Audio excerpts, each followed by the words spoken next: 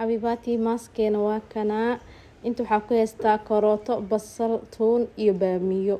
dadka cusub hadda gadaalna way imaadeen insha Allah saas ula socda haduu ilaahay yiraahdo hada ina raacsiya rawaasasa biyaha uu shubooya marka raacsiinayo kadib fiiqa baaquligaas ku rida geeska yaalo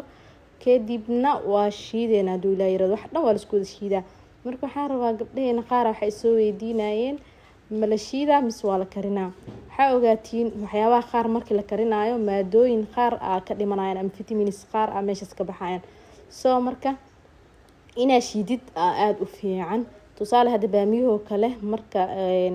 shiidno iyo marka aan karinayna laba kala tahay laba faa'iido kala tahay baamiyaha hada karisid oo 15 daqiiqo ka badan inuu dab ku saarnaado mal rabo marka miirsid waxa ka helaysaa dhadhareer kaas timuhu u fiican yahay oo timuhu qoyaan siya marka hadii aad hadid baamiyahan waa shiida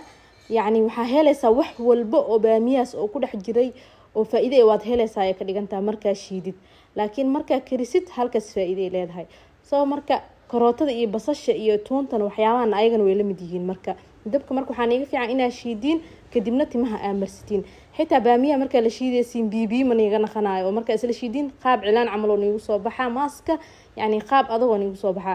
marka hore waxa igu badatay dadka in biyo ay kaga badanayaan saas darteeda dhahay hal isku wada shiido marka hore qashinka aad diidaysiin dartiisa ani u kari jiray bas intaas oo waxa kala bixi jirin dhareerkaas si timaha oo asalkooda uu soo celiyo ama tima aad u qurux badan oo jilaac meeshii la rabay inuu soo saaro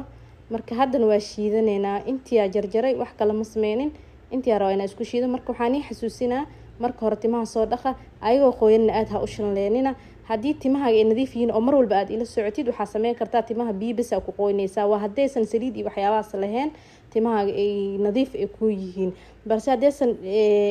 nadiif ahayn dhidid leeyihiin timaha shaambis kaga dhaq marka hore markii kadibna shaambis kaga dhaq marka labadaba in shaamba ku dhaqdid muhiim waa fursadiida ku daray aad u qasanaysa marka daa wax fahmaysan soo wac insha Allah fariimaha xoogaa aad u badan yihiin